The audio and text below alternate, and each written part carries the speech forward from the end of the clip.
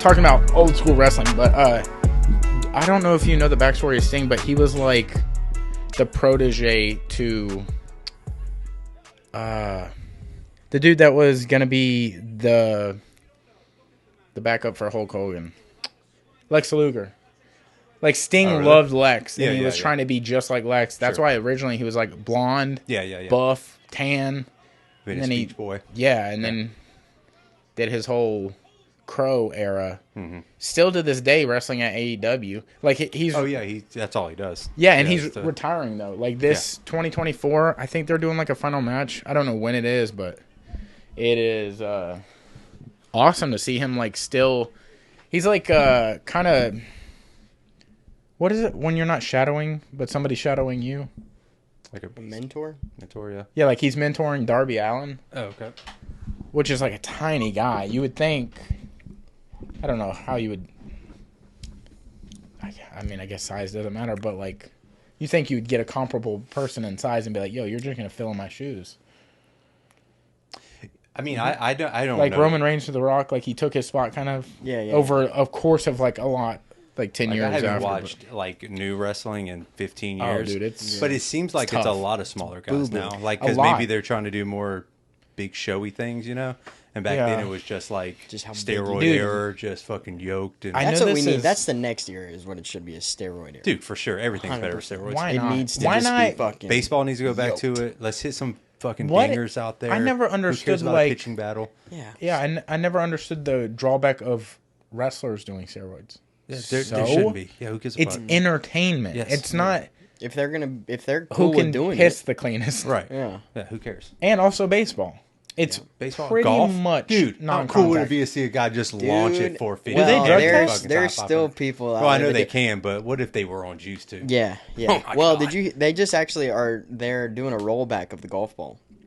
So, like, all these guys that are driving it, like, 400 yards or whatever, like Bryson and Rory and all these, like, long bombers, they're rolling back the golf ball, like, 20 years, basically. And the PGA Tour and LIV are only going to be able to use, you know, tour-specific golf balls. So they don't get that big bounce so they don't hit it as far. Yeah, okay. They're pulling out some of the, like, you know, now... They're like, golf is getting too exciting. Well, they're just getting too... Well, they're hitting it too fucking long. Yeah. So all these 500 yards, 600 yard par fives, they're still getting in there, getting on in two. Right. They don't even need like long irons anymore. Yeah. So they're like they're just hitting with 9 irons and drivers. Yeah. That's wild. So they're rolling the golf ball back to make it more, Yeah. But I don't know. But do they drug test? In golf? I don't know. PGA has to. I mean, I think they probably are in a pool. But what would be the drawback? Just the drive would all you would need. No. These are steroids. All of it. Yeah, but it's so delicate of a touch type of game. I feel like... I think maybe a lot of it for recovery purposes, like being able to play, and because you're playing Thursday through Sunday, and then if you take those 3 days off, you're not getting any practice time. So maybe steroids for, the weekend, and then being able to practice and all that shit. Sounds like you pussy. You're golfing for 4 days? You're not golfing from, like, sun up to sundown. And it can't be that hard on the body. I mean... I don't know, man. I went and played 18 a couple of weeks ago. I was fucking walking 18 isn't... But you played 18 once out of... Oh, sure. They're definitely used to it. You know what I'm saying? Yeah. They should be conditioned for that. That'd be like you saying, oh, well, you did jiu-jitsu 3 times this week. Yeah. Well, I better be able to do that. Yeah. Yeah. No, I mean, I think if their recovery was better... I say let them all drip. I mean, fuck, they should be IV'd with steroids. Let's see how optimum we can get. What's the whole deal with USADA not doing the UFC stuff anymore? Didn't you see that? I did. It's now called... Have you heard about that? USADA's no longer... In 2024, when it rolls over, they'll no longer be a part of the UFC, but there'll be a thing in place called drug-free something. I can't remember. So there's still going to be a pool. It is, but I think it's more so of like, the test is yada yada before the fight, so be good. Yeah. I think it's more so like that. I don't think it's going to be like them randomly picking them like 6 a.m. the day before the fight. Yeah. You don't even get a full rest. Yeah.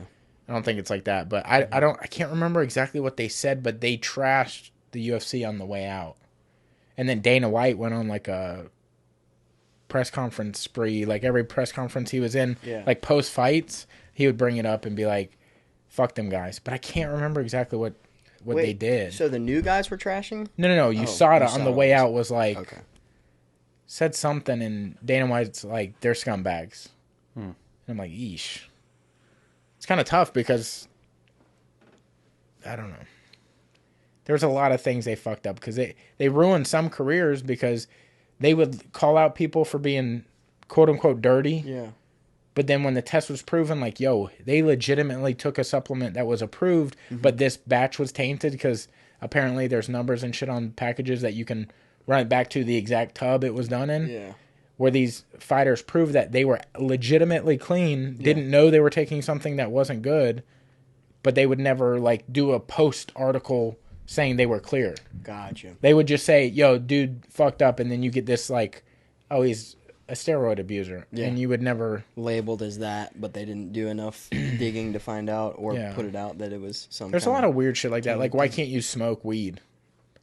I mean, now it's not a thing. You just can't smoke it day of. Yeah. But, like, Nick Diaz got 5 years. 5 years. That's crazy. That's wild. You got 5 years you couldn't fight for anybody. No commission would sanction you. That's wild. And you're stuck in a contract. You're stuck in the UFC. That's the bigger thing is the contract. You're stuck at that contract. So even if you wanted to or you had an offer from somebody else, you couldn't. This is what I think. Like when, like for example, Brennan Schaub.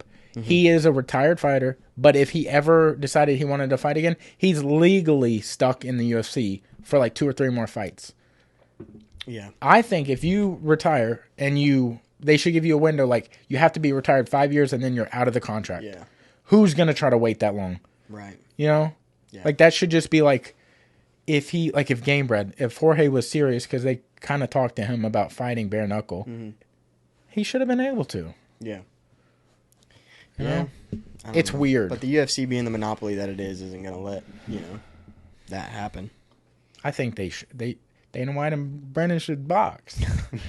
Dana White's looking juicy. Have you seen him lately? He's on so much shit. I know he just did that. Little clips of him on like Instagram, but yeah, he looks. He's fucking huge. Since he got with Gary Brecka, which is like I can't remember the company he owns, but it's like a madman when it comes to like getting your body to the prime of what it's supposed to be. Yeah. So he got all his levels right, and now he's on like these fasts where he's like preventing cancer that he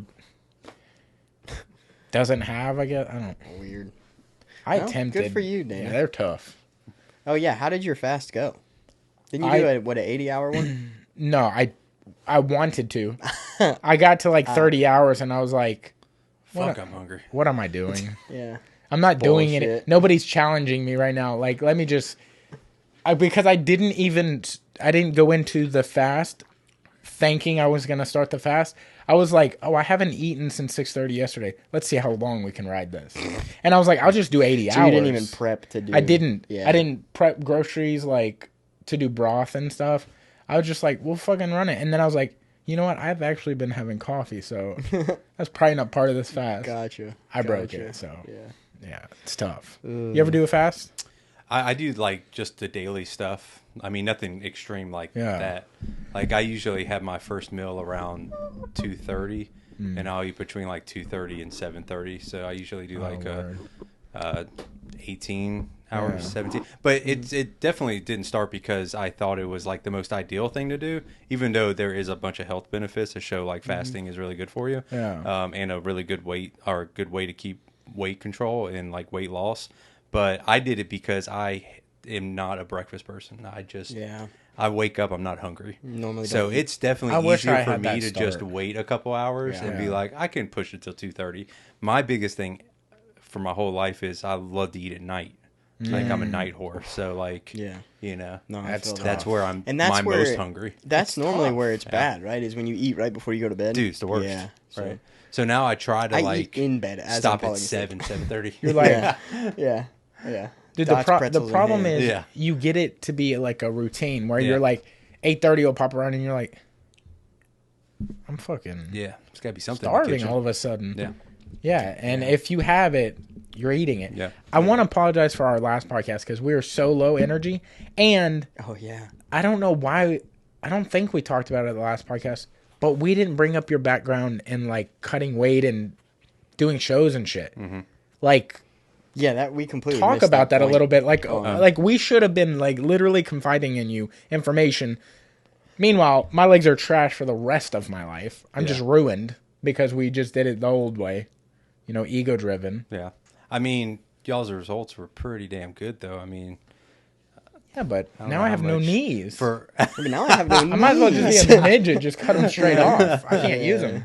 Yeah, I mean, but what y'all did was a lot of what, like, I mean, it's what a lot of bodybuilders do as far as a 8 to 12 week crash diet, where they're cutting carbs out, staying on 800 to maybe 1,100 calories a day, drinking a fuck ton of water, and then tapering the water down to nothing. I mean, but I think like what y'all do in jiu-jitsu to cut weight it's almost the same thing. Boxing does the same thing. Bodybuilding does the same thing. I mean, it's typically the same routines. The only difference is bodybuilders are usually taking a steroid or something like that to keep as much body mass as possible. Yeah.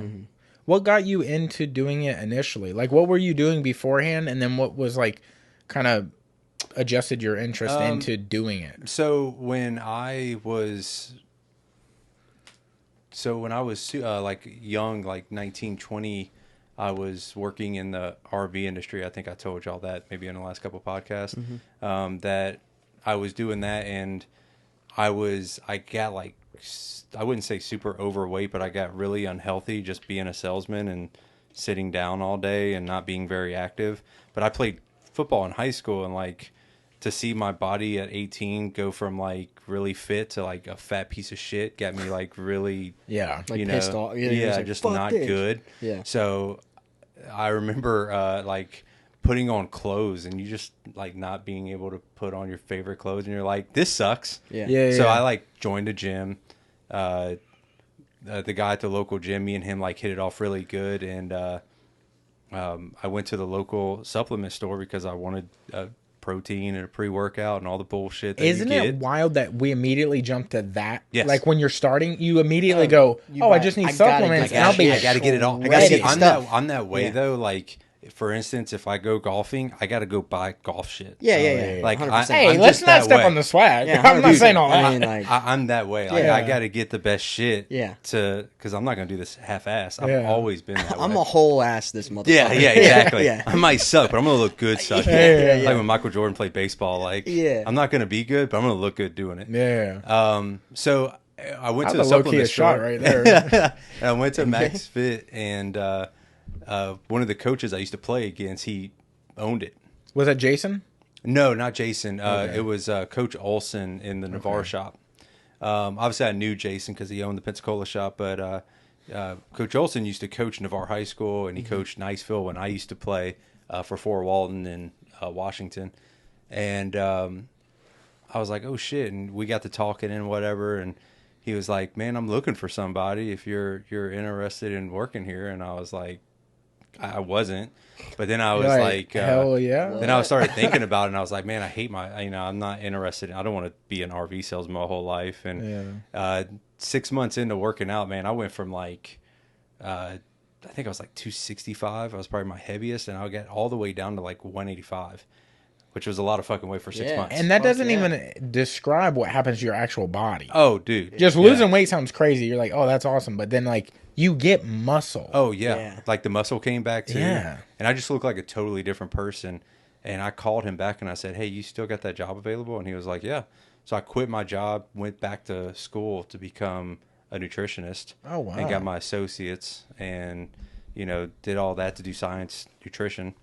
And so getting the job at MaxFit was kind of the road that led me to the whole bodybuilding thing, because we hosted amateur bodybuilding competitions. So the Panhandle Showdown, the Emerald Expo, all that stuff is what our company literally set up. So I met people, just who were all in on it, and you just learn all the shady shit. you know, the not so supplement stuff. Yeah. And you start learning all that, and Extra then and I mean, I don't give a fuck. I'm not gonna get arrested, so I don't care. But like, you know, I mean, I wasn't making a lot of money as a nutritionist in Navarre. Yeah, dude, I was barely making like $16 an hour. Yeah. But in my early 20s, to be a nutritionist, to be you know, to manage people and stuff like that. He's like trying to walk around it to be like a fucking pharmacist.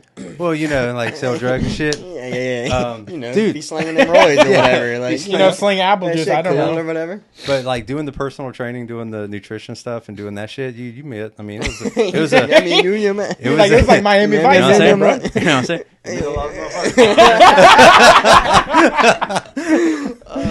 But awesome. Early 20s too, man. Like, just it was a good way to meet women. Yeah, too, I got dude. a Mercedes. It was fun, What's up, you know. Dude? And yeah, I mean, obviously, I ended up meeting my wife from it, which is crazy. You met her at a bodybuilding show? No, she. So Alex was working for a tanning salon company that was one of our sponsors. Oh, sick. So goes hand in hand. Yeah, so that's how y'all we gotta be met. Basically black. What? I said because y'all have to be basically black. Oh, you talking about shows? Just the outside. Yeah. Because, dude, I just saw one, and I sent you the clip of the Oriental ladies on stage. I don't know if I saw that one. Well, it's in there. It's in the archives. When did you send it? Oh, who knows? Dude, I send you. You never look, so who knows how far back it is? But they literally look. You found it? No.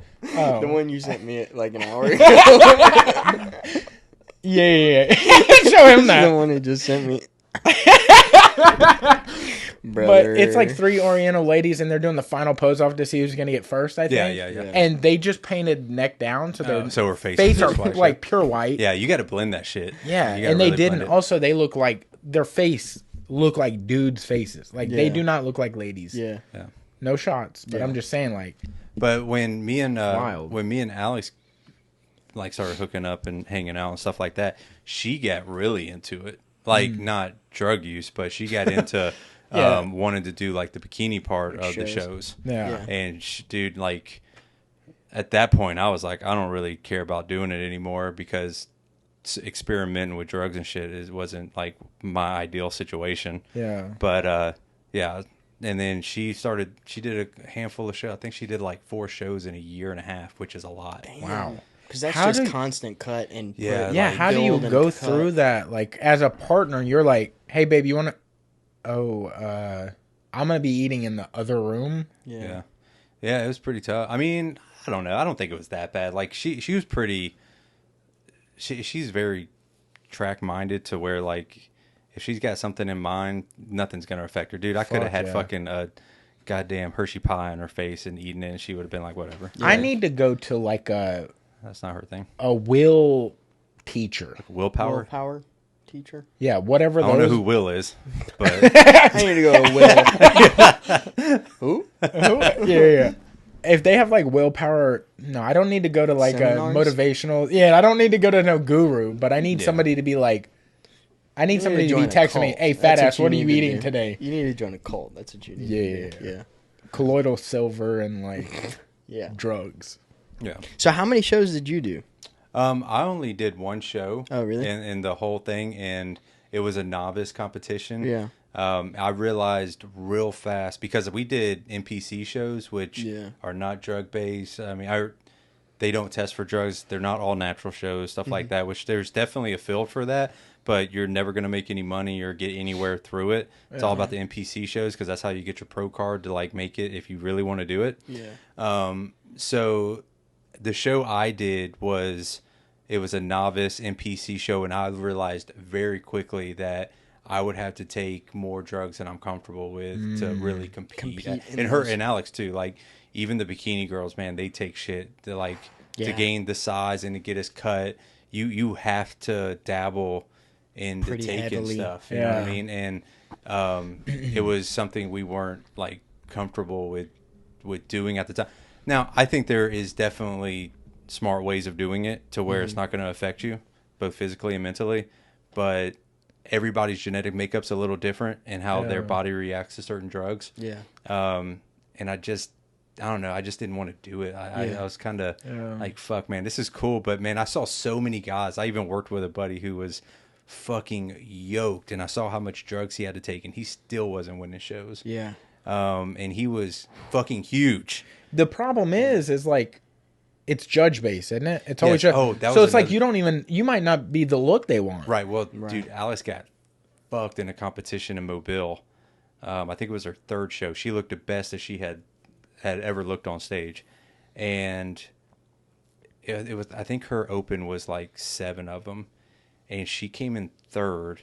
And the girl who placed first, her coach was one of the judges. Ooh. Yeah, there you go. And we were like, "What the How fuck is is that even possible? this shit?" Just like ESPN's vice president and old Boo at the CFP committee are brothers, you know? You hear about that? Oh, Boo? Who's Boo? Boo Kerrigan, Oh. the head of the college football playoff committee. I mean, His brother is the vice president Hey, I of mean, ESPN. hey, let me just say, hey, Heyo. they got it right. Heyo. That's crazy. That's wild, crazy. isn't it? That's wild, though. Yeah, that's wild. Yeah, so when we found that out, we were like, man, not only is it a crazy amount of shit you might not be comfortable with, it's very political. And the chances of you getting a pro card and then advancing and really like making money out of the sport is, man, it's like hitting a lottery. And then even like you look at like Olympia, the mecca of bodybuilding. He's been to 2 now. Yeah. I went to 1. I didn't see the second show, okay. but like even like this is the highest bodybuilding show ever, right? Yeah. Like most of the categories is like you win 25 grand or like 50 grand. Yeah. And I think like Mr. Olympia, the actual class or whatever, the highest class, whatever it is like 100 grand or 150 grand, something like that. Yeah, we're not talking a lot of money here. Yeah, so like even something like that. By the time you get there, you have spent that times over. Well, even multiple times who's over. the Chris Bumstead? Yeah. Like even Chris has made 10 times more money off his endorsements and his supplement line than he'll ever make in Olympia. Right. Yeah. I mean, he's a millionaire off of his supplements and his. 100%. And now he could talk for the rest of his life about it. Yeah. He could write books, movies. Right. Yeah. I mean, once you're in, but it's making that, you know, the first couple years or whatever it is of like trying to get a name out there and actually doing all that stuff. It's like when you're talking about, I mean, you consider it's a sport, but like, consider all the other professional sports and what you can make. Yeah. There's probably fucking amateur tennis players that are making more than goddamn bodybuilders will ever make. It's I think it's like the simplified motion of like I just have to do this. Or whatever the movement, you just have to do that and be dedicated to that lifestyle and like it enough that you're not going to quit. Definitely addicted to it. Yeah. Well, I think almost any sport, I guess, but but I think there are some professionals in some places that they're just doing it because they're good. They're genetically good at it. Yeah, like they're not obsessed maybe, but they're just like I know proficient. I'm good at this and I'm at a point where I can continue to do it and not. A while ago, he goes to Pensacola Fitness, but there was a lady there that was like pretty shredded, smaller chick, but we were going to have her on and just talk to her about like, how do you do this? Like, how do you maintain this? Like, what's your drug regimen? Yeah. What's that like? Yeah. But it never ended up panning out. But like whenever Alex decided to stop doing shows, how long till your body like goes back to normal? A year? I don't know. As far as like hormonal? Yeah, like when you just start feeling fine again. Oh, it's pretty fast. Really? Yeah. Yeah, your body adapts Your body adapts way faster in getting back to your regular body fat percentage than it did getting down there.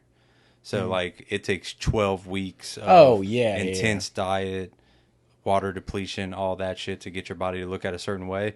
Shit, you can fucking hydrate back up and put some weight back on in 2 weeks. When I tell you left, I know you put 12 pounds on in a day. Dude, I know you put 12 pounds on it. 100%. I weighed 170 obviously on the scale. Yeah. Boy won. Yeah. Let's get that straight. And then the next day you weighed what, 190? No, I was like 184 the next day. Yeah, that's crazy. But it's because I was like eating a lot of water foods, like pineapple, yogurt, cottage cheese, a lot of like liquid based stuff. Sure. But have I gotten back to beginning weight? Maybe.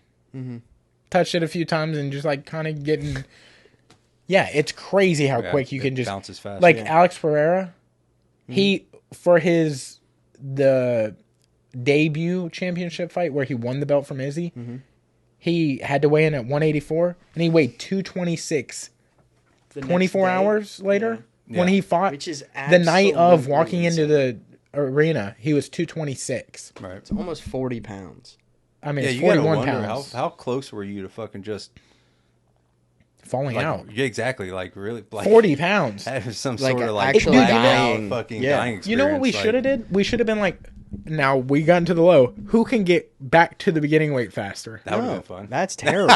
Dude, That's a terrible time. you think you could have Why would I want to get back to that weight? I don't. Like, man, I just got abs, man. It's like, what the fuck are you talking about? I don't want to be back up there. Why do you think I did this dumb competition? Yeah, it's tough though. Yeah. Like, Like, you know what would have been more fun? So you could put on more weight. Yeah. It would have been I'll more just go to fun. Golden Corral and just Yeah, No, just that, fuck dude. off and just eat. Now, did I tell you what? 2 days later, the whole strawberry Krispy Kreme thing was going on.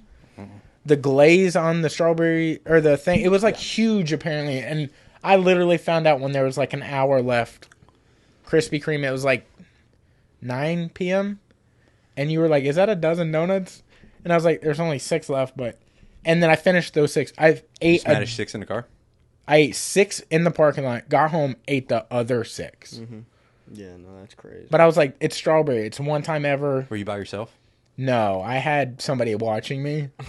Yeah, so I like had help in case I just went and just stroked out. But it didn't even touch me. I ate all 12 and I was like, and what now? So What's for dessert? I think I think I've gotten stronger. Like I like my proficiency to eat snacks and like what I can put away. It's like magnified now. Like you got a bigger belly? Like It's your stomach crazy. is bigger? It's like I eat and eat and eat and nothing is touching. feel like I don't I've know if had I got the a worm or something, but I feel like I'm 12 again. Like in the last 6 months, 2 months? Oh, I Since guess the weight the loss weight thing, loss it's just magnified. couple So months. yeah, that was good. That's September, not good. October, November, December. 3.5 months. Yeah. So if you know somebody that sells drugs that makes you not hungry no more, I There's some, might know somebody that was quite a few willing of to. Yeah. Quite a few But of them. it's tough, dude. That I guess that's another like when you were done with shows and she was done with shows. I don't know if y'all are big eaters or not, but like, was there like I need to slow down? Like I'm starting to approach my weight, and I'm probably gonna pass that. whoa, dude, definitely. Because I mean, y'all have been in. Well, you ever like when you first get into a relationship, you jump in that like I'm just gonna NRE. eat like asshole. Yeah, Yeah, new relationship, and you're just like, exactly. You know, you let's just go out ball to every day. dinner, Let's snack. Yeah, fuck stuff it. like Let's that. go You out to know, dinner. You get out of that phase? Is that a thing? so.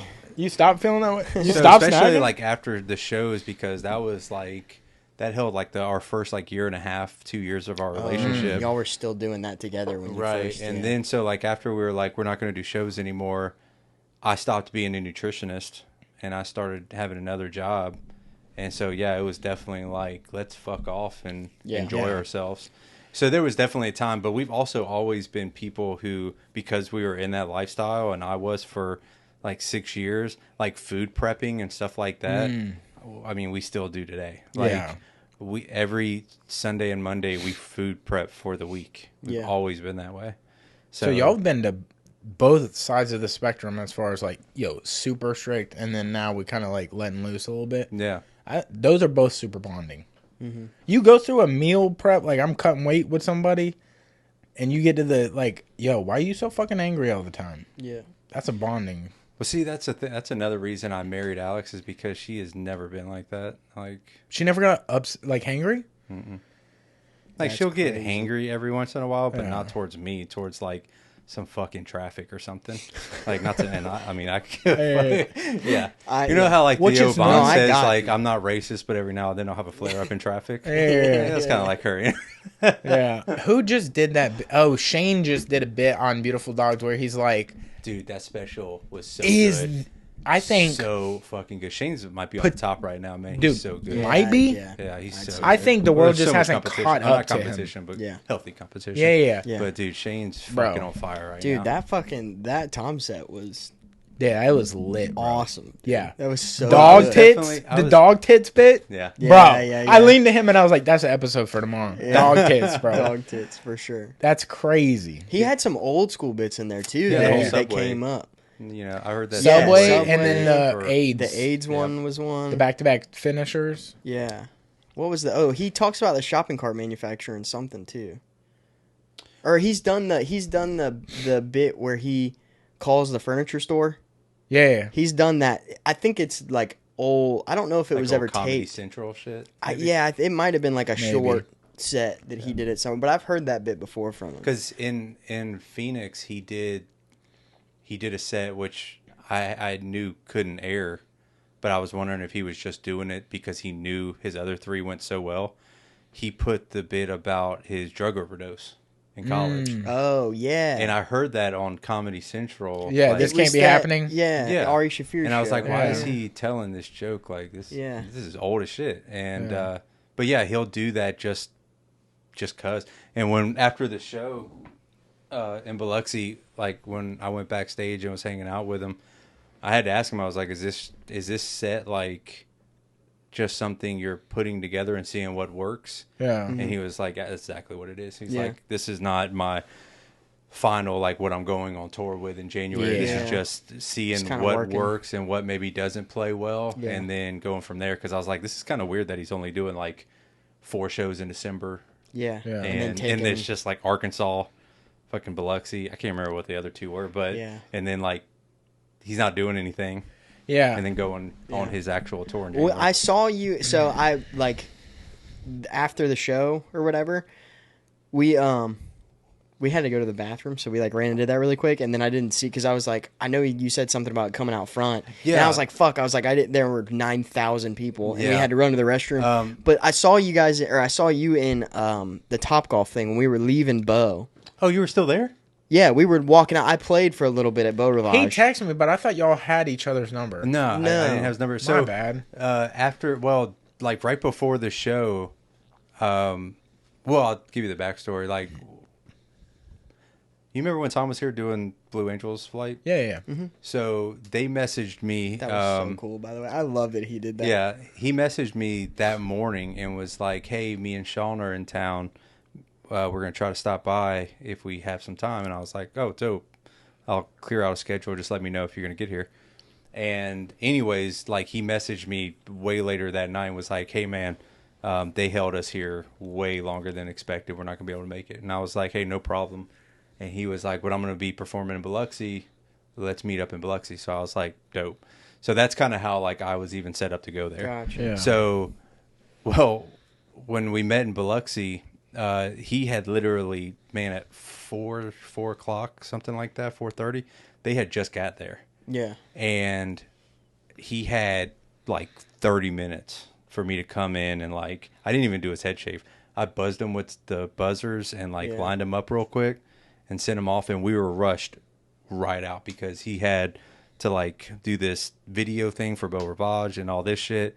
So like, I didn't see him for like 30 minutes. Yeah. And it was just like this quick bam thing. So I'm sitting in this, you know, like, well, his TM that was there, his name's Patrick. He was there and he was like, "Hey, let me get you your tickets or whatever." And I was like, "All right." And he was like, "Unfortunately, they're shitty tickets," but I was like, "Dude, I've seen this fucking thing so much, I don't really care." I feel like every seat in there was pretty nice. Oh, dude, that place was awesome. It was Theater sick. It is sick. a We walked great in- venue to watch a fucking it's anything. fucking Yeah, and it awesome. looks smaller than it is, I feel like, but it felt like every seat was good. Oh, Yeah, dude, there's like, not in a the upper bad thing, spot. I was like, "This is perfect." Yeah. Like, Yeah. this is great, and they have the 2 monitors. Yeah. Like, so I was when like- we were That was outside and you awesome. told That me you was had sick. shitty seats, I was like, I walked in and I was like, no, he doesn't. Yeah, I thought all the same these thing. are good. I thought holds, it like- would be up one more level. Yeah, so And did it I. holds I like was like- 15 or 1,800 people. Like, Yeah. you can still pack that motherfucker out. Like, And it as doesn't far as, feel like that. comfort. It blows the Sanger theaters like seats. fuck yeah. You've actually got space in front of your knees. I was like, what the fuck? Yeah. Like, And the It's person super in front nice of you, no venue. matter how tall, it felt like they were still below eyesight. staggered Right, enough. and they that were you staggered, right? Yeah. But I'm sitting there like 10 minutes before the show starts, and I got a message, and he was like, "Hey, come backstage after the show so we can hang out for a little bit. And I was like, all right, cool. And so that's when I saw you, and I was like, yeah, hey, they want me to go back real quick, but I'll meet you out front if y'all are going to be hanging out. Yeah. But I didn't realize I was going to be back there for like 30 minutes. I was thinking, so I was hoping to like meet up with y'all afterwards because I had Topgolf reservations. Oh, word. And I was like, I'll just have them come just play Topgolf or something. Yeah. But I didn't get your number, by the way. Yeah, he texted me and I was like, I'm already on the road, and I thought you had went back to IP. Yeah, well, so my transaction coordinator from the Zimmern team, Malia, was there with her husband, and her husband plays blackjack. Mm-hmm. And so they went to the show, and I texted her after. I was like, oh, where y'all at? You know, like, let's hang out for a little bit. So we played blackjack for a little bit and, you know, sat at a table for a while, and we were playing, and then, played there and then cashed out. And we were leaving because we were heading to Treasure Bay to go play over there. Okay. And we were leaving, and I saw you, like, hit and kind of walk over, and I was like, fuck, I don't know who he's with, so I didn't want to, like, you know, barge in or whatever. So I was like, oh, shit, there he is, you know. But I was just like, I don't know, you know, I was like, oh, cool, you know, whatever. And then, and we, you know, went over to Treasure Bay. So, but yeah, I was like, but I felt bad because I was like, oh, he said he was going to meet us out front, and I didn't want you to think that, like, I wasn't trying to. It's all good. It's all good. Yeah. It's all so, good. but that, it was a good time, man. But that set was great. Yeah. And not that we're comedians, but I feel like we've been to shows where we see sets and you're like, obviously you can pick apart which bits are actually ever going to air. Sure. Yeah. Because you're like, that was just for us. Yeah. I can tell because, you know, that pass he gave me. Huh? That Tom said that I can start saying that word again. Oh, yeah. Yeah. The word that I like. Yeah. Oh, no, I knew that. Oops. I knew that about you. But I was like, see, I'm not a bad guy. Not a bad guy. I mean it in good. Did y'all stay over in Biloxi that night? Or did y'all head back? You did? Yeah. Did y'all stay at They got us a room. Oh, sweet. Yeah. Hell yeah. Sick. How was it over there? Dude, I mean, well, I grew up going to the Barber Lodge. Yeah. Yeah, like the Beau was like my first casino I ever went to when I was 21. And me and my brother had a bad habit of going like in my early 20s, like every other weekend. And we went there so frequently. We would get the free rooms, fucking comps, the food. Yeah. We were only spending money on gambling. So it was like, can we afford not to go? Yeah. What was your worst night? Like, money-wise? Probably like 500. Oh, really? But haven't you had worse? Hello? Huh? I said, haven't you had worse? Yeah, by a little bit. Yeah, not like $5,000 or anything like that. Nothing like that. I think. I've lost like. I remember I always took $300 with me. I always took $300, and I was like, I'm not going to lose more than this. And then that ATM. One night I lost the $300 so fast. It's all like a loss. It didn't. What was your game? Dude, I love playing roulette. Oh, really? I love playing roulette, even though it's the worst odds in the casino. Yeah, no, it's terrible. It's the most fun to me because this is the thing. I don't know how to play craps. I've tried to learn how to play craps, and it's confusing, and I don't know enough about it to like really be comfortable. I would love to learn how to play and like have fun with it. Yeah. But for roulette, any idiot can play it. First of all, and second of all, it's so much interaction and the people you meet and the hype. The and all that. tables are a lot more. It's alive. Yeah. Like blackjack. Even though I like playing blackjack too, it's very like. I mean, sometimes you want to play with the group, but the group you're with might not know how to do that. So it's a lot like just you and the dealer. Yeah. Unless you're with buddies or whatever and you know how to play. And you can get a lot of shit at a blackjack table, too. Like, if you play a hand wrong, if you hit when you're not supposed to hit, if somebody's playing perfect strategy, you know, and you're not supposed to hit this, you get so much shit from the rest of the table. And you're like, like, I'm just trying to play. Yeah. Like, but roulette, it's you just can't fuck anybody else. You can't fuck anybody else over. And it's just a good time. It's just fun. So I have, like, that's probably what I play the most of. Yeah. And I think, like, my best night there, I won, like, $1,300, starting out with, like, $100 or $200. I remember me and my brother came up with, like, well, years and years ago, like, when I was 21 and I first started going there was this little Asian lady at the roulette table, and she had so many chips in front of her, she could barely see the fucking wheel. I mean, she had to have had $10,000 worth of chips in front of her. And I was just watching her play, and I'd never been in a casino before, and she was like, do you know how to play? And I was like, I don't even know what this is. And she was like, come here.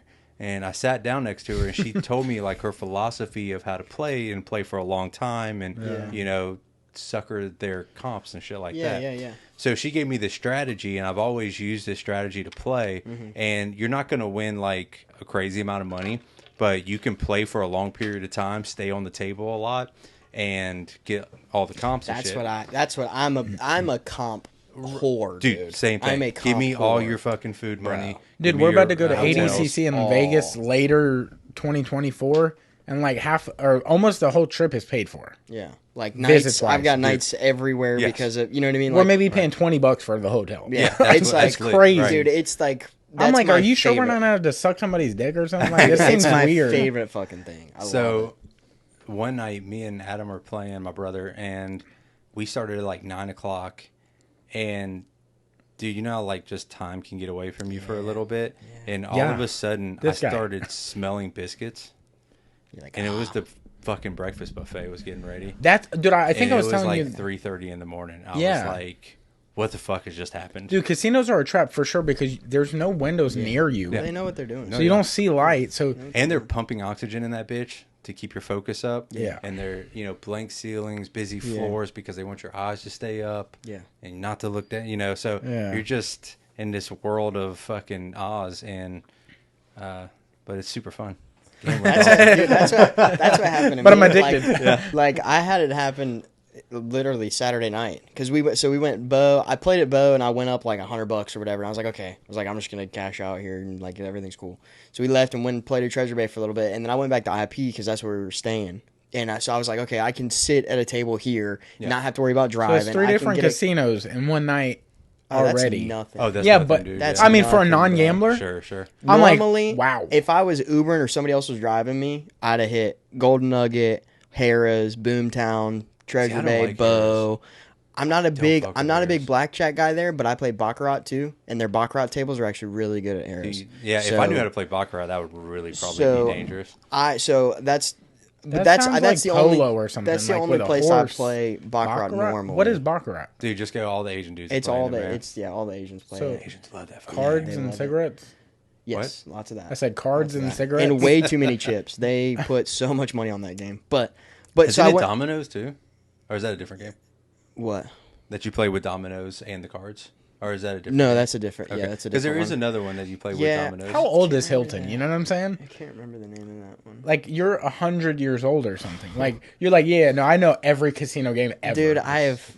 and how to bet. I read a book recently called Comp City that, like, is all about... like how to get the most comps, how to talk to hosts and all that kind of shit. That like, shouldn't be in anybody's hands under 30, dude. Dude, you're too old. Well, listen, hear me out though. This is what happens. By the time he's our age, they're gonna have life figured out. So that's all. He's gonna be like Zach Galifianakis with the numbers. Dude, I'm beautiful man. I'm sitting at the blackjack table, right? And I sit down, and you put your with card a scotch out. and fucking. I sit down at the blackjack table at like fucking 11:30 or whatever, and the AM. Go ahead. No. This is at night. This is you'll see why.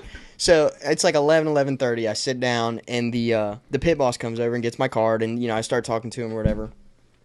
And I make sure I bet heavy up front while they're putting my card in. Sure. Because when they put your card in, they say how much you're betting. Yeah, how much you're starting. So I'm betting $75 a hand while they're standing there. Right. Because I'm like, I want my shit. I was like, I want my shit boosted, right? Yep. So they're standing there, put my shit in. I bet a little bit, and then I drop down to 25 and start playing. And I sit there till 4-ish, 4:30, something like that. And I like got up off the table because the shoe had just ended, and I looked at my watch, and I'm like, oh fuck, it's 4:00 in the morning. I was like, golly. See, what I've learned from another guy who used to work at a casino, he was telling me we're like playing roulette. Yeah.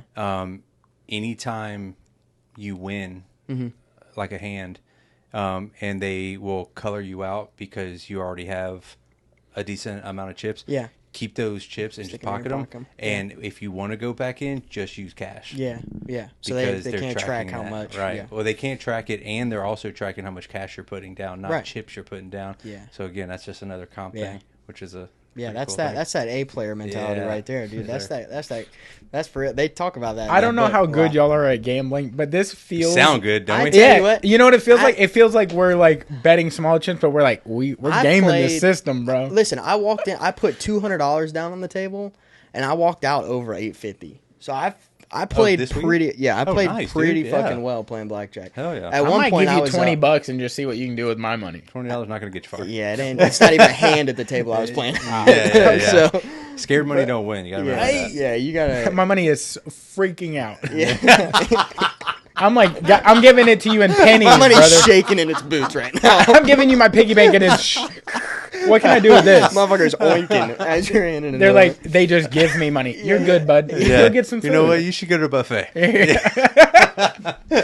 Dude. Yeah, so I went to, so I do that kind of that same thing at everywhere, but Yeah. Treasure Bay hooks me up with all kinds of comps. Like I don't know why, but they're Are they just one the of the best comp comp heavy, That's what's up. comp heavy I've never spots. actually been in there over there. So it's it can be a little sketchy. It's like the most smoky casino you'll be in, and it's a little dingy, and all the Like video that one Vegas blackjack Vacation, machines, where they're like, dude. It's but right or left? Yeah. Right. That's one of the best movies. I went in there with my dad.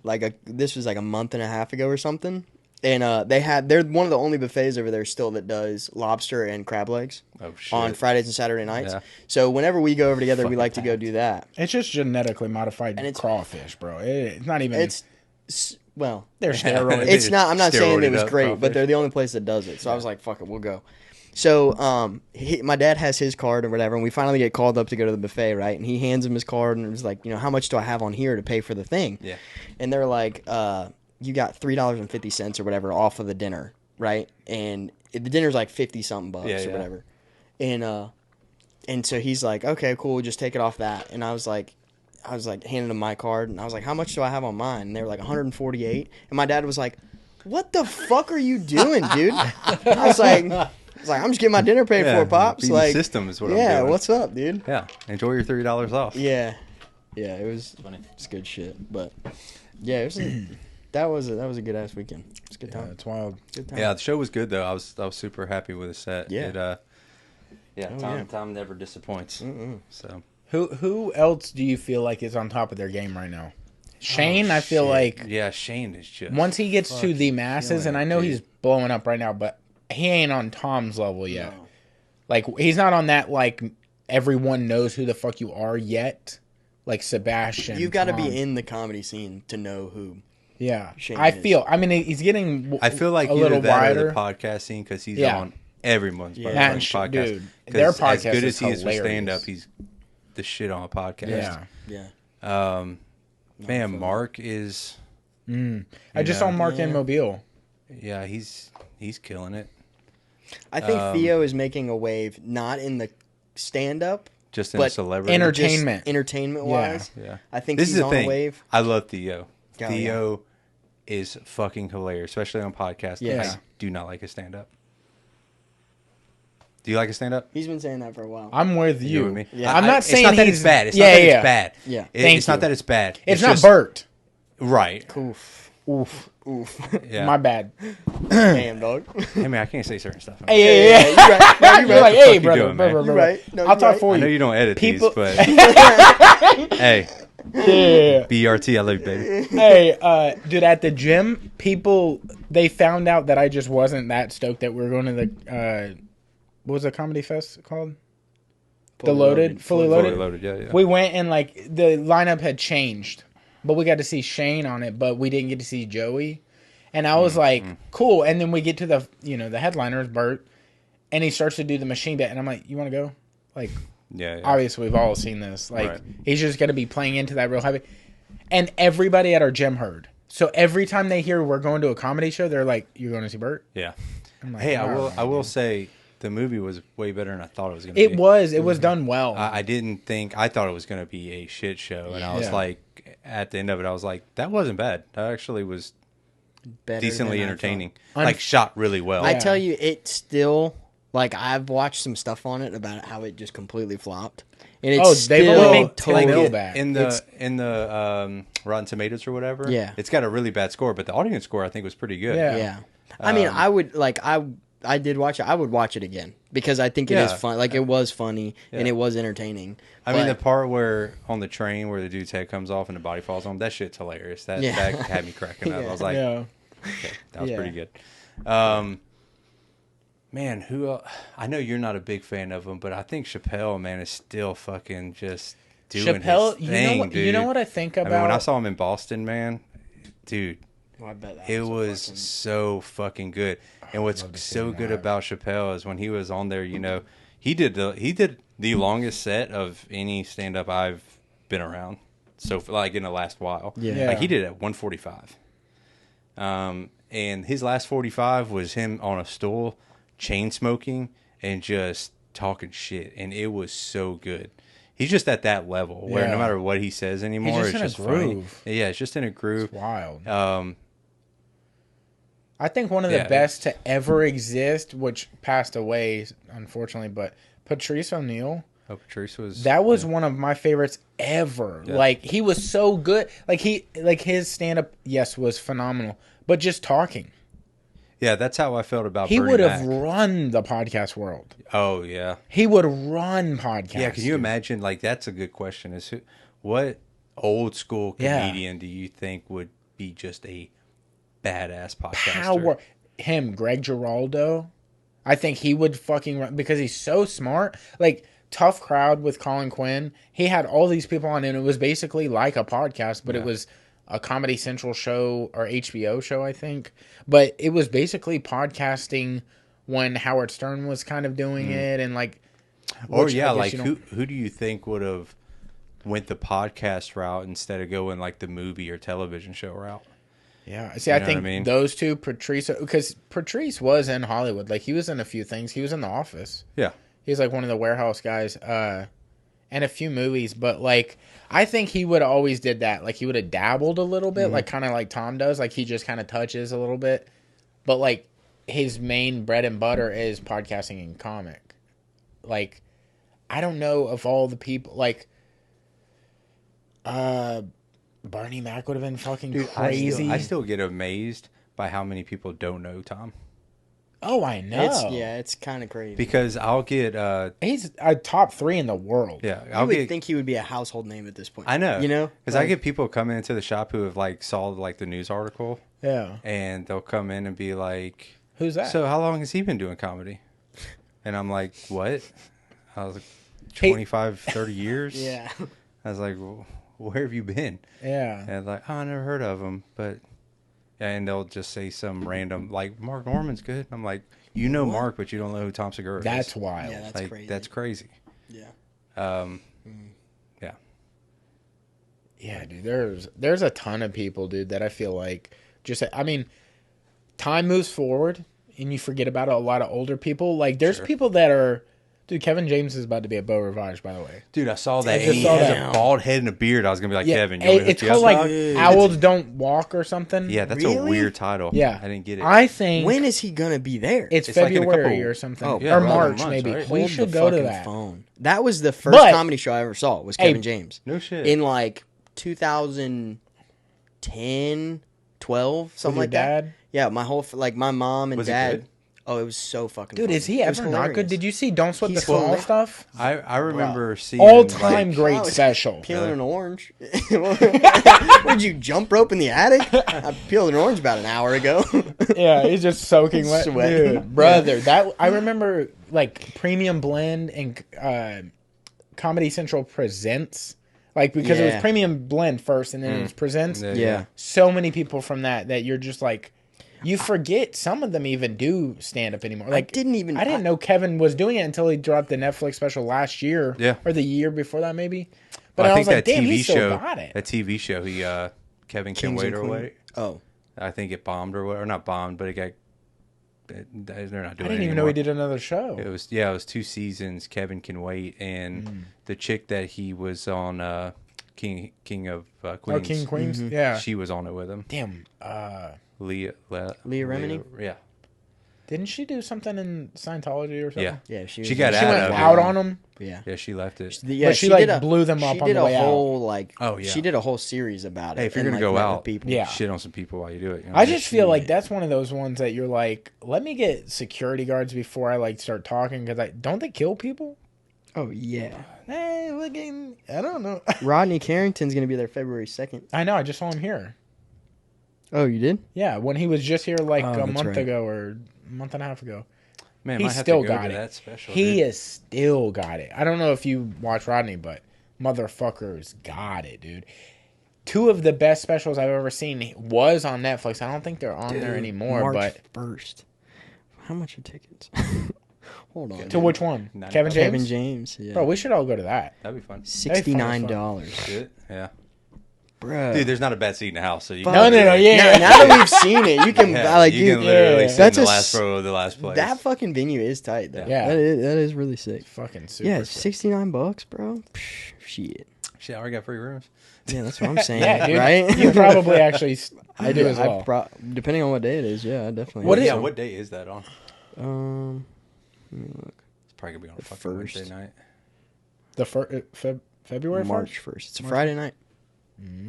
Hold on now, Boys, sure. dude. That's what I'm That would be saying. sick. Who's a stand-up that you listen to that maybe people don't know, or like one that you're like, dude, this dude's on the way up? I think Ralph Barbosa is pretty good. He is funny. Yeah, He is really funny. I just saw his I stand-up don't know if I special. listen to like any New stuff. come up people. I put him on to Stavros, like before. I mean, it was like I think it was when YouTube was pushing him like early. Sure. It was like maybe a year ago. I was like, dude, have you been seeing this dude? He's Maybe like a Greek little or bit whatever, longer, and I was like, yeah. he's fucking ripping. It was when he would do like the 5 to 10 minute crowd work Yeah. stuff that he would put on YouTube, and it would just blow the fuck up. Yeah. Or it was kind of around that time. God damn, he's fucking hilarious. He's so good because He's he so cracks funny. himself up, and when somebody is like infectiously laughing, you're like, I gotta laugh because he like it could like maybe the material said by someone else wouldn't even be that funny, but because he says it and he's laughing, you're like, Yeah. a big jolly guy laughing. It's like, oh, I like it. Yeah. It's good vibes, dude. Yeah. Yeah. Fucking awesome. Did you see the picture that he posted, or maybe it was Joe when he went on the Joe Rogan Experience? Of his notes of Oh yeah. his Yeah, 'cause he had, like, promote 2 the notes. special, and Get big, beefy yeah, beg ladies. for big beefy girls or whatever. Dude, you know who I wish so funny. like 2 people that act that I wish would have went further down like comedy. Jason Sudeikis, not Sudeikis, the other one. Statham, The other one, not Statham. The non-athletic one. But he's- Sudeikis. No, Ozark. Jason Bateman. Yeah. That motherfucker. See, I Holy Yeah, he shit. would've been- Him and Vince Vaughn. Those are my 2 that I wish would have been stand-ups as well. Because Jason Bateman has a delivery that is just uncanny. But I don't know if he can do it by himself or if he has to have somebody to play off Am of. I way off, or is it because they look alike or sound alike? But Vince Vaughn, or not Vince Vaughn, shit, I am way off. Fucking Daniel Tosh. Okay. He reminded me so much of like his stand up as if dude from Deadpool. Ryan Reynolds. Like if Ryan Reynolds ever did stand up, I felt like it would sound a lot That's like Daniel another Tosh. one. That's another a one that good I would take, actually. Like because they kind of look alike in a weird way, Yeah. and they also kind of have that really same They personality. have that to me. sharp face. Like, Maybe that's what it is. But every time I see Daniel Tosh, I'm like, is this how Ryan Reynolds would have been? Yeah. I think Ryan Reynolds is fucking. I think he could have done stand up. Dude, yeah, I think for him is just sure. a human being. Oh yeah. Oh, I think he okay. could have. I think he definitely could have. You know what might have fucked him up? Being attractive. Man, Matt Rife. Worked for Matt Yeah, but Rife. Matt Rife was just so in love with comedy. I feel like And Ryan did you Reynolds see was Matt like, Rife I can when make he a was bag. Doing, like the BET show. Oh, that kid used tough. to look fucking Tough. yeah, like a loser. When he had gapped ass teeth. Yeah. Oh, I didn't see that. Wow. If I got pretty teeth, bro, I might be a dime piece over it, or at least 8.5 or something. You know, I talk good. 850. Damn, dude. But Yeah. did y'all see Daniel Tosh's podcast? I haven't. I've been seeing the Dude, thumbnails. it's so funny. Is man. it Is it? newer? Oh my god, yeah, yeah. He just Yeah. started it like I don't know, 3 A weeks month? ago, 4 weeks Yeah. ago. He's only had like 4 episodes out, but He's had like his best friend or something on. Yeah. My best French friend. yeah, dude. And I see that, and I'm So like, good, man. the thumbnail looks a little less than like some of these major podcasts. So I'm like, I'll get around to it.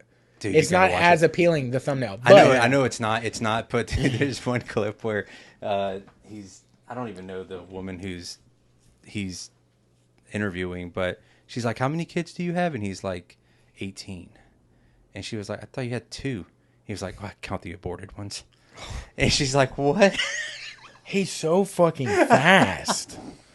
He was like, "Yeah, I even named them all," and he starts naming names. No. Dude, He is quick with the it. two dudes in comedy that I feel like nobody's faster than, Anthony Jeselnik and Daniel Tosh. Yeah. They're like that, like they're on their command. fucking toes. Yeah. Mark is Like almost right there freestyle with too. comedy. Yeah. Mark is too. Mark yeah. is almost got them right bars. there. Yeah. Yeah. Yeah. Dude, like I've seen Well, that's just good crowd work too. That's being in a crowd, crazy. being on your toes. Do you remember when they used to do, I think this was at the Comedy Store, it might have been somewhere else, but they would do the roast battles. At the comedy stores? It was in California. I can't remember what venue, but it would be like Anthony Jeselnik being a judge. It'd be like a rotating guest judge and then a female comic judge.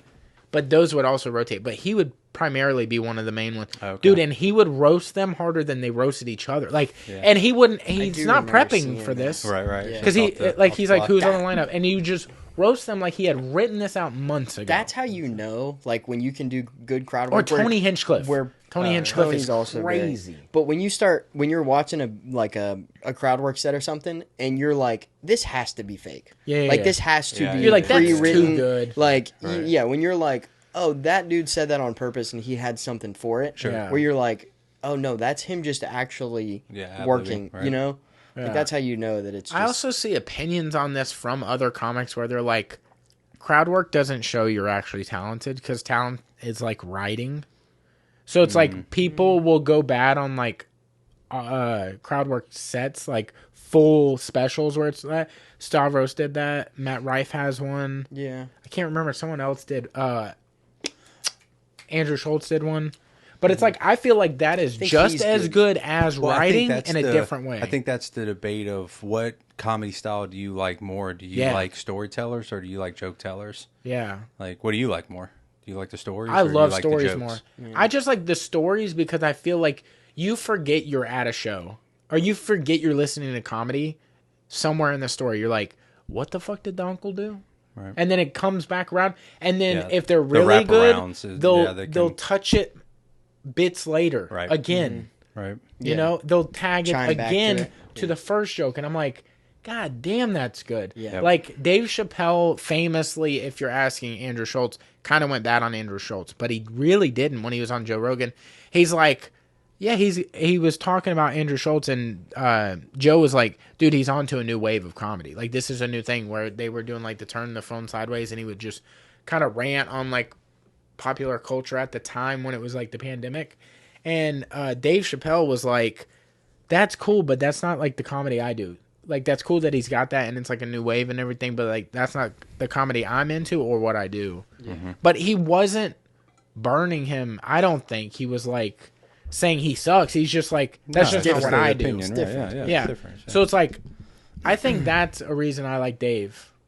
Like I love that he could tell you the tag first and then goes through the whole story and then the tag pops again at the end, even though you know what he's gonna say. Yeah. Right. I think that's also why like Tom has always been my favorite comedian. Oh, yeah. Is Tom's setups to me are just as funny as his punchlines. Oh, bro. Like just him setting jokes up makes me laugh. Dude, There's like something one of about our his- favorite bits is when he does this. Oh yeah. That just if you're a fan, you know what this is. It's like fucking And there's something about his body language and Yeah. the way he like He goes- professes things. It's like, dude, he hits on all 8 cylinders, man. Yeah. It really is. Because even when he even touched on when he did the subway thing, a new God damn, thing that's a good story.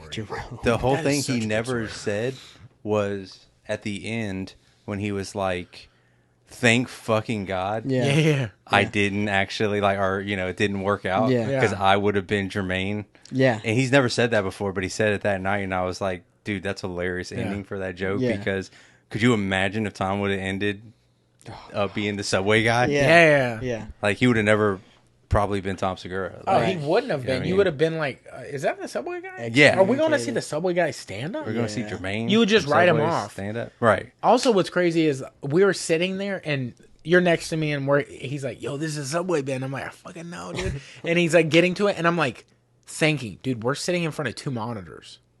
Is he about to play one of the fucking ads so we can finally see it? Been cool. He said he needs that to do that on like to a get it, but he YMH can't Live. get it. See, that's what he's gotta fucking find that. Those he's things. tried to find the videos and they won't release the videos. That'd be perfect for a YMH Live. Like, oh, could you imagine? Bro. Or for the 69-minute special thing that he's would dropping. blow the fuck Bro, up. I what because we bought especially the what first he looked two like or back something. then. Oh, just a I fucking know. fat piece of What shit. was the like the OG? Not completely normal, but before that, The white girls with dreads, White or white girls girls with with braids. oh No, my white girls with dreads. god, dude! Is it? white With, girls with I think braids? it's braids. It is White braids. girl was a cornrows. Cornrows. That's right. Yeah. My bad. That Yeah. one was fucking. I thought that was a boot. I thought somebody had made one because I'd seen the thing and I bought it finally and I was like, I hope this is not just somebody like, when somebody drops like Drake's new special or Drake's new single, and then you click on it and it's like somebody at home recorded something and just did that and it was like, hopefully they'll like my music. Yeah. Got to that and I was like, I fucking hope this is not that. And I listened. I was like, holy shit, this is his first thing. Yeah. Yeah. love I that. did that as a kid. I was really into Elvis, like as a kid. Like that's Elvis all my slaps, dad. dude. That's all my dad listened to. Yeah. Like, so when I got an iPod, I was downloading Elvis music, and I downloaded one of his albums, and like got into the album, and I was like, that doesn't sound like Elvis. That's not. And then I look at it, and on the album, it says like, Elvis Presley, whatever, right? Yeah. And then on the picture of the album, it just says, sounds like Elvis. And there's another dude standing there, and I'm like, motherfucker. Dude. Yeah. I was like, oh, God. Yeah, spent $9 on that album. It's bullshit. See, I think the real question now is after The Machine came out, did that hurt the possibility of fat astronauts? Because I feel like it might have. I think they're doing it no matter what. Are they just funding it themselves? Because They will. a lot of fucking I think money. they will, because they got to be making so much money on their shit right now, especially tours. Oh my god. Yeah. It's like cleaning up on tours, but the podcasts are doing too well, and their other revenues are just doing clothing lines and all that shit. I think it's popping too much for them not to try to do film. That's one thing you don't even think about is merch. Like, you think about, like, the specials, tours, podcasts, if you're into it, but, like, just their his, merch just his merch lines at all the venues. I mean, like, all the venues I went to last year, especially the special, because he had Like limited unique. edition special like shirts and stuff like that. Dude, the lines were half as long as the lines to get in. Half those people were getting shirts and merchandise, stuff like that, out of the 4 shows. And I mean, there were like 2,500 people per show. I mean, hell, there had to have been, who knows how much he made just off merch on those 4 nights. I mean, it had. Yeah. No. I wouldn't be surprised if it was $20,000, $30,000, $40,000 just in merch sales. Yeah. Bro, it's crazy. See, I wonder why they don't do something like all the comics that are tight, like Joe, Mark, Shane, Tom, Bert, like why they don't do something like Happy Madison. Like they have a production company that does movies that they all come together. They're like, yeah, that's a good idea. Let's put our money towards this season, or like maybe they just do a movie a year. Like National Lampoon type thing. Yeah, like they as a group. Yeah. I mean, it'd be tough because so many different ideas, but bro, YMH Studios Live or like a movie. I mean, that's kind of the direction YMH is going in. It does seem like that. With I mean, the if 69 you look minutes. at every special that they do now, it's a mirage of all his homies. I mean, it almost seems like it's going in that direction, but yeah, I don't know. I hope because he's doing multiple podcasts. You know, not just himself, but like he has other podcasts under his umbrella. Mm-hmm. He's starting to do like specials that are like skits, like the 69 minutes thing. I know I keep saying that, but like I wonder if that's like out? Does anybody? I don't know. I think it's this month. Yeah, it's a couple weeks. I think it's for Christmas kind of thing. But I saw a trailer for it and it looks fucking hilarious. Yeah, there are so many people on it. I mean, all the podcast people are on it.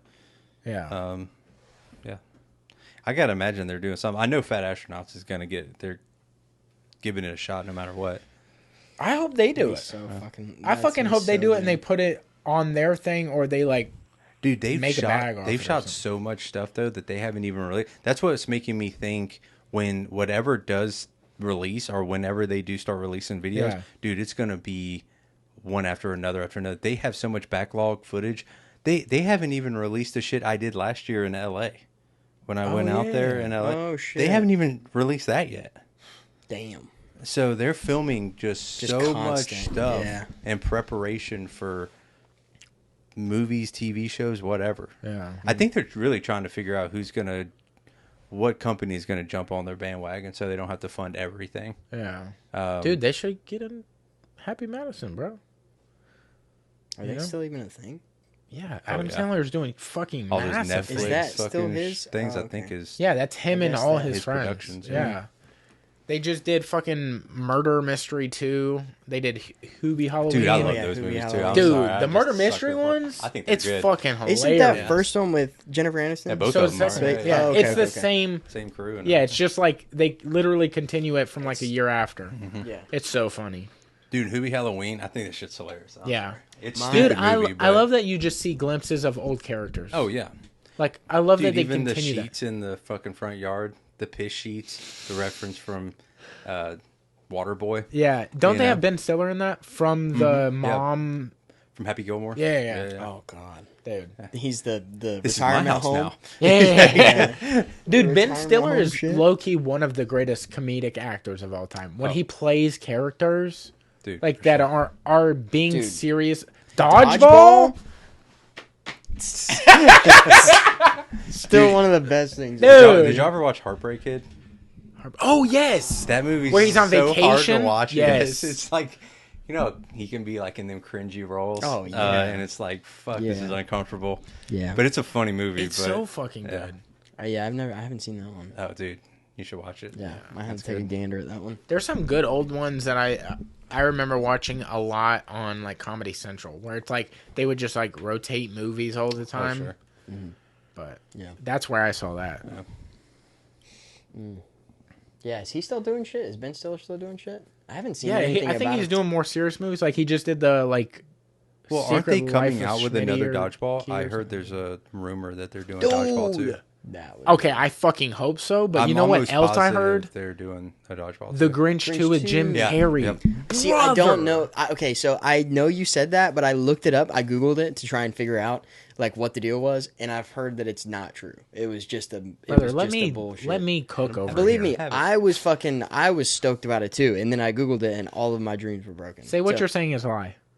It's probably a lie. Okay, thank you. Yeah. God damn, I knew you were just Don't ruin playing. this I was Christmas. just joking. Yeah, you're taking Christmas away. Dude, Yeah, did you hear God, that Will Ferrell walked away from Elf 2 for $29 million? He's like, it just would fuck with the story too much. It was left on the right. Such a good note. I've never seen it. Well, that's the thing, man. They can't What? come up. I've never Wait a seen minute. Elf. Are you fucking serious? I'm being Oh, dead dude. serious. I plan to watch it this. I think if you watch it, it'll be Christmas. one of your Bro, top. go watch it in. I've It's seen in theaters right small- now. I've It's seen in small theaters. bits where it's like, oh no, I get that it's going to be a great movie. I've seen, Yeah. but I've never sat down from start to finish. Dude, I'm not going to talk to you till you watch the movie. And it's in theaters right now. So you can go watch it in theaters. Take me, baby.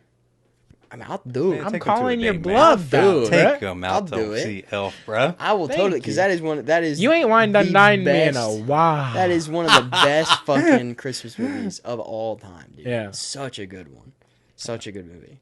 Yeah, I Yeah. see that. But I think that You don't think they he's could have right. did a sequel? I don't think so. I think he's right. I can't in wait to saying- revisit this after I've seen it. Well, see, to this see is my almost how I opinion. feel about Dodgeball too. Like, in some ways, Oh, are dude, you it was so fucking with good. the original? Like, man, Yeah. it's so good. Dude, you Nobody makes me bleed my own blood. Yeah. know, yeah. You know what else I mean, movie just they're say- redoing, even though there's already a sequel to it, and you probably didn't know there was a sequel to it? Mean Girls. Mm. There's already a Mean Girls 2, which is like, if Yeah. you look at the trailer for it, you're like, this looks like Disney the- Channel B did. Is it all the OGs? No. Oh, But That's just a remake, The then. Mean Girls that's coming out in theaters in like February or March has Tina Fey in it, and I think it has some other people, but it's not it's not the Mean Girls again. It's like different teenagers. okay, But it feels like a new movie. sure. Gotcha. So you're like, So it's a remake. ugh. Yeah, it doesn't feel like Yeah, But I don't like- like remakes. Mean Girls slaps. I don't know if you've watched it again recently. Yeah. It's like a good like of its time capsule type movie. Yeah. Yeah, but I agree with Will Ferrell in that sense because I think if you tried to do a second one, it buttons up real nice, like dodgeball. Yes, like he gets the gym I think back. it buttons up more than dodgeball does. To be honest with you, I don't know. I love dodgeball's ending when he's fucking super fat and just eating. Yeah, he's like, yeah. But I think so fucking good. That's just such a good. That's such a. Do you remember the gym? Bro. What the mean gym was called? Globo Gym. Globo Gym. Yeah. Yeah, that's fucking fantastic. Or like when people do those one-offs, like I do not like this actor. I'll stand on trial for this. Nicolas Cage. Tom Cruise. What? Oh, yeah. But Tom Cruise on Tropic Thunder, that character was fucking hilarious. Where he's fat, he's like He's the manager. He's Ben Stiller's manager. Yeah, and he's just talking about getting in somebody's ass, basically. Yeah. He's like, I will fucking... Yeah. And he just... And then he's dancing at the TiVo? end. They ain't get your TiVo yet? Yeah. But he plays it so good that you're like, why didn't you do more of those? Like, you could have actually had maybe a little lane. Yeah. I mean, Mission Impossible. Yeah, I don't know if comedy was his lane. I feel like some actors, it's like you're either serious or you're funny. Like Vince Vaughn. Yeah, I prefer him to be funny. Yeah, he can do serious roles. He does do some, but I think it's like they can do them if they're a little later in their career. Yeah. Like Adam Sandler had a decent run where Jim Carrey. He couldn't do serious roles until he got a little later in his career, and like he got a little older, and like okay. Or took like a little. I think the age, I think must age have has something to it. Yeah. You ain't gonna have fucking Happy Gilmore act serious. The Uncut Gems. Uncut Gems was great. Yeah. Fire. Yeah. There was another one too that he did. Punch Drunk Love was kind of like what was the fucking just to watch. What was the basketball one that he did? Oh, that one recently. Yeah, the manager or something like that. I thought it was called Champions. No, it wasn't. I know which one. But it was something like that, where there were still kind of bits of like comedy thrown in there, but it was definitely more of a serious, style. Yeah. Which I think he killed. But yeah, it does. It definitely. You kind of have to get older and I think you kind of need that like couple years where you take off of doing the comedy stuff before you kind of move into the more serious stuff. But there's also people that jump back and forth. Jim Carrey. You got Liar Liar. I mean, you got other movies. Y'all are looking at me, and I was like, "Fuck!" Why are they looking at me so hard? But he does a lot of like he did the butterfly, or not the butterfly effect. Was it 27? Where like the number kept coming up. Yeah, he's obsessed with that. He did the sunshine thing. The name of the movie is fucking something Sunshine. I don't know about that one. But he's like going through this love battle with this lady. I don't think I've ever seen a serious Jim Carrey movie. Really? Yeah, like I saw Liar Liar and Yes Man and Yes Man is like an all-time great. Yeah, bro. like I saw when he's like dead on the couch and the fly is on his eyeball and it's like. Zzz, zzz. But he's actually, dude, it's so fucking good. What was the other one that he did? Red Bull. I just had a Red Bull. It was a really good Red Bull. Red Bull. Did I say Red Bull? What was the other one? So funny. The electrician or whatever it was. Oh, the cable guy. Cable guy. Cable guy is. See, the plumber. Yeah, Mr. Plumber. Truman. The Truman Show. Both of those are kind of serious comedy, but the Truman Show was like, damn, what is life? Yeah. What are we in? Sometimes I'd be thinking I'm just on fucking video right now. You're like, I just need to swim out there. I might hit the wall. You do be though right now though. I'm just on video getting stared at right now. God, yeah, dude. Some hitters. There's some all fucking time greats. Yeah, and then it's like, Elf is gonna be on that list for you once you watch I cannot wait to watch you'll it. like Elf too. Yeah, and then you have people like fucking Dave Chappelle, just like a couple one-hitter quitters, and he was done. Yeah, That's wild. Yeah, you did it right. I feel like. Well, dude, is there anything you want to? I want to tell this story real quick before we get out of here. Okay. Like 3 weeks ago, it was a Sunday morning. I'm dead asleep in my bed. I hear something hit the window. I was like, what the fuck is that? Or at the time, I didn't know it was something hit the window, but I was like, what the fuck is that? That sounded like something hit the window. And then I look out the window, and you can't really see the ground, so you can't see if something hit the window. I go outside. There's a fucking bird on the ground. And I was like, oh, the fucking bird hit the window and died. So I, like, touched the bird because his neck wasn't, like, bones out or nothing. So I, like... compound fracture. Yeah, it wasn't, like, aggressive. Yeah. And I was like, I don't know, like... And I roll him into my hand. Scoop him up. And pick him up. Yeah, I did. CPR? I touched him to see, like, is he going to react? And he goes... and then closes his eyes again, and I was like, you little fucker. He's fucking alive. Yeah. I get a shoebox. I take him down to the fucking bird sanctuary. I don't know if you know that we have like I did not know we have a thing over here. It's like near Joe Patty's kind of ish area. Okay. Anyways, Joe Patty's downtown? in that area. Oh, okay. God damn, let me have a little bit of space. I don't know. It's over there. It's over there. I forget. You know where the power station is? Yeah, it's right up there. It's like you The talking about Cantonment? No. You know The paper mill? No, the fucking it used to be Gulf Power, like probably before you remember, like before you could fucking open your eyes. And now it's like the school board owns the building. Okay. But there's a Tom Thumb, and then there's a bridge, and then there's a Mercedes dealership towards Chet's. Oh, yeah. Off Navy Boulevard? Yeah. Underneath that bridge. Oh, okay. There's like a Humane Society thing? There's that, but then there's like a bird thing. Okay. We went to the bird thing. It's a hermit thrush. I just bring this up because I've only seen that shit on movies where it's like a bird hits a window and falls and you're like, oh, it's dead. Yeah. They said he just had a headache. They called us and they were like, is it concussion protocol? Yeah. He's gonna be out a couple weeks. I'm being dead serious. He didn't make the college playoff. Yeah. Dude, we didn't even fucking get into that. We can get into it real quick. Okay, what's up? How you feeling, bro? Now that we're like 2 weeks removed, how you feel? It's still bullshit. Yeah. Yeah, it's still bullshit. Now that Boo Carrigan's brother is the VP of ESPN, it makes it feel awful. You honestly believe FSU stands a chance in their current state against any of the top four? 100%. Yeah. Go ahead. Yeah, no, I think so. Turn? Yeah. I think so. How do you feel? How do I feel about it? Yeah. What the fuck are we talking about? That's what I'm saying. What the fuck are we talking? Florida State fucking sucks. They didn't even get 4 yards per play against Louisville. Trash it. No, I'm just fucking with you. I don't want to hear it. I don't want to hear it. Yeah, I'm just fucking with you. Damn, dude, is it hot in here? Listen, listen. I just fucking listen. Hey, there's one thing that the CFP is supposed to look at. It's called strength of record. Yeah. You know who had number 3rd strength of record? Florida State. Yeah, you know who had number 5? Who? Us. And y'all are in, and we're not. Yeah, so we're not which is crying. bullshit. Right. I was just fucking with you. Yeah, no, I know. I do think Florida State got a bad rap. Yes. However, somebody was bound to be left out. Right. It's not a perfect system because, I mean, hell, we've been listening to this for a week. 5 conferences, 4 spots. Mm-hmm. Someone was going to get fucked. Mm-hmm. It's not a perfect system. And the undefeated one got fucked. That's crazy. It's not a perfect system. But I think the thing, and I have a lot of clients who are Florida State fans, friends. We talked about this a lot, but at the end of the day, I think what's happened here is for the last 50 years, college football, and now more than ever, not just the last 50 years, but like in the last couple years, it's a business more than ever. Mm-hmm. With NIL, with the transfer rule going to not having to sit out a year, you can transfer wherever you want to go. It's a free agency now. Yeah. Now college football is just 100% business. Mm-hmm.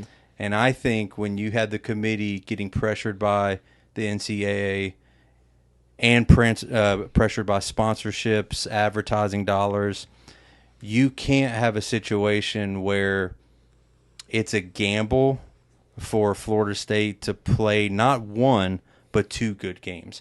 See, it wouldn't be like, okay, hey, go play Washington and make a game out of it. Because could they any given Saturday? Absolutely. Florida State's got a really good defense. They could have probably made it a good game. And they have an offense. Right, but can you guarantee that they're going to play 2 good games? Because if they did get beat by Washington, because that's what happened with TCU last year. TCU got in, even though they weren't one of the 4 best. But I made a good argument to that. Here's is like TCU though. Was able to game plan because they had 3 weeks for Michigan. Sure, yeah. you can and get it, but you can't. But barely won. Here's my thing: is how are you basing it on the future? Because you have to with money. But if you're doing the money argument, I'll go with you on this. If you're doing the money argument, why is Washington in? FSU should have been in over Washington. FSU is bigger money than Washington. Because when am I wrong? FSU makes more money than Washington. No, 100%. I'm not talking about. They're a bigger brand. Yes, they're a bigger. They're a bigger brand, but when it comes to the game being on TV, and they look at how long people are watching and the ratings of the game. How long? Like, so you have a 5-hour broadcast production, right? Mm-hmm. From start of the game, and then the end of the game. How many people are watching in that 5 hours? Washington they are gambling on, okay, their whole squad is good to go, blah blah blah. They're going to have a good game for the West Coast for the whole game. They should be in the game. They're not going to get blown out. I think they look at Florida State and go, there's a chance. Oh, I believe you now. Yeah, that Florida State could get blown out, and we're not willing to take that risk when we know we can put either Alabama or Texas in, or both in this situation. And there's a great chance that they're not going to get blown out. They're going to make both games a game. And unfortunately, and I feel not that it so makes Florida bad. State wrong to get knocked out, because Florida State deserved a spot, but that's how they're looking at it. Well, my thing too, another thing is that for the last 9 years since this whole 4-team thing, or since there's been this committee, it's always been most deserving. This is the first year it's never been most deserving. It's 4 best teams, which is wild. It's the first time that they've done this in the past year. And I think they did that because this is the first year where it's a situation. Because in the previous years, you could say your first. Well, yeah, because you could say in the previous playoffs, the 4 deserving teams were the first 4 best teams. I don't think that's true. Well, the reason I wouldn't say that, and just to argue an Alabama what team point, do you think got screwed? Alabama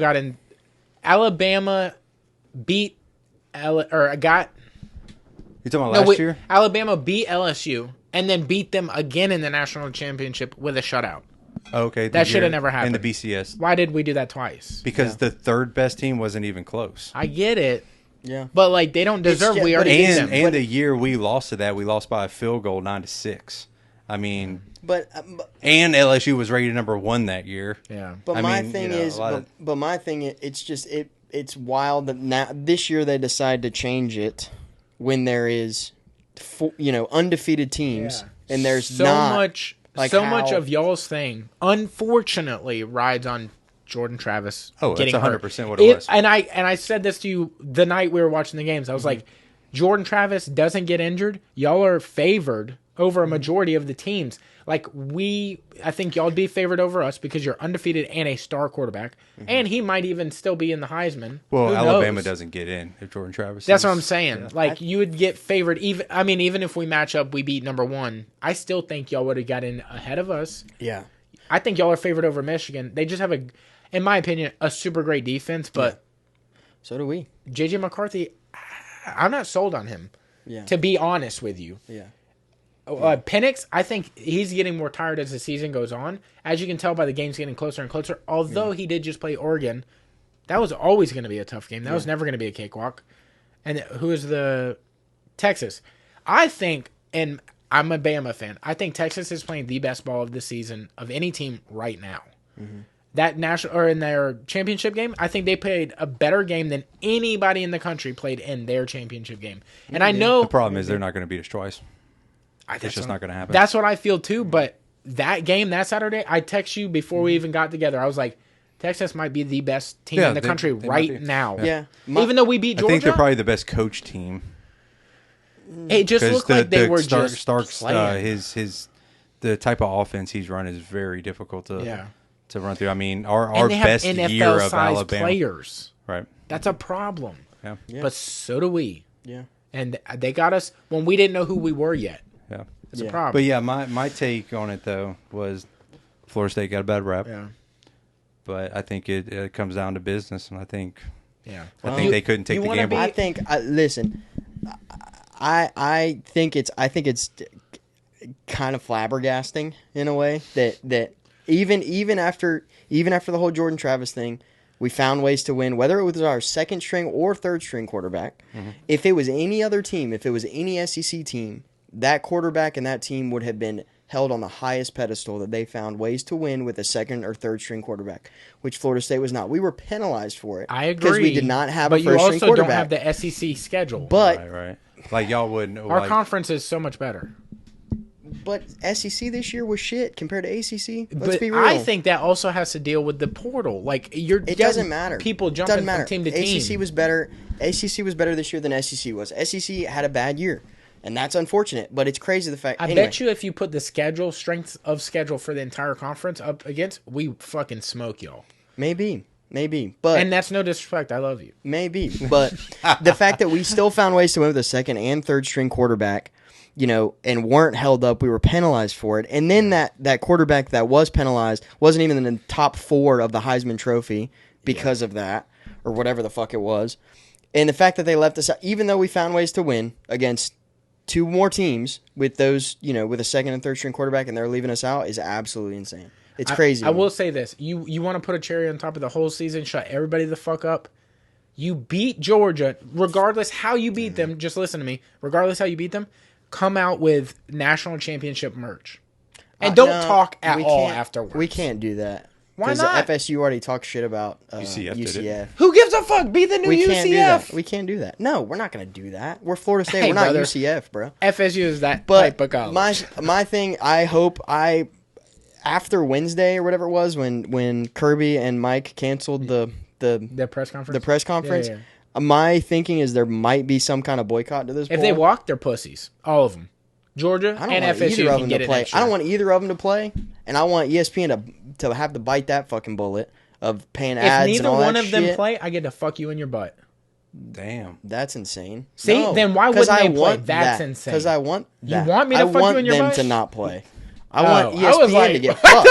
I want ESPN to get fucked after that. All right, well, we're cutting it here. Yeah. We gotta let him get out. Let's do our sponsors real quick. Yes.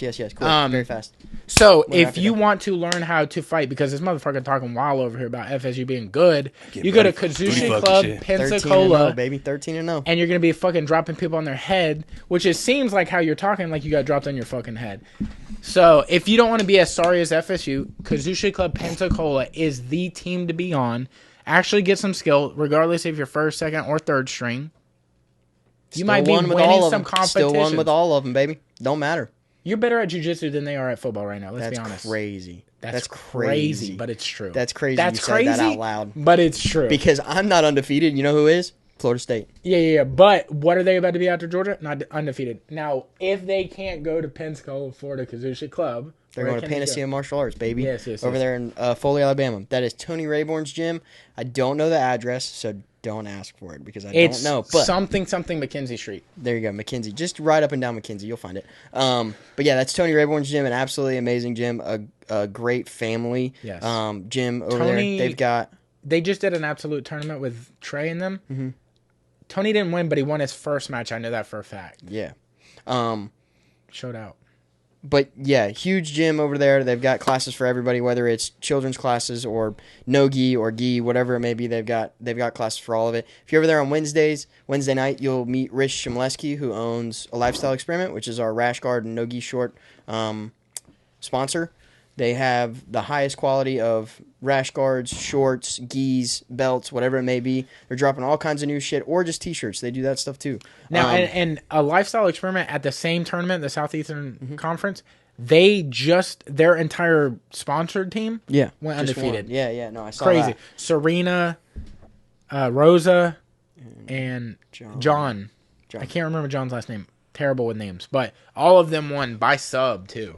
So, shout out the boys. Yeah, so check out A Lifestyle Experiment at A Lifestyle Experiment or alefl.com. You can sign up for all their email shit, know when they're dropping new shit. But yeah, definitely check them out.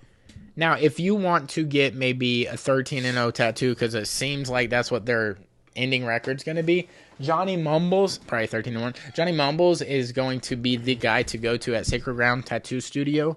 We need to get like a fucking all matching tattoos or something. Okay. All right. Nobody was in on that. If you have friends that you love and love being around and are down to get matching tattoos with. Hey, Johnny, you want to tattoo me? Yeah, dude. Let's get the boys in the stew. Yeah. You know? Yeah, hell yeah. But Johnny is an amazing artist. Got big things in the works coming up soon. Artists in and out of the doors that are phenomenal, world-class people. Get on the books with him. Call him up at the studio. See what you can get done. He's absolutely going to be able to get it done to a T and knock it out of the park. Hell yeah. And that's at Sacred Grounds, Pensacola. Yes. So definitely check them out. Is there anything you want to shout out before we get out of here? I love you, Johnny. If you're seeing this, if you made it through the whole video, text me.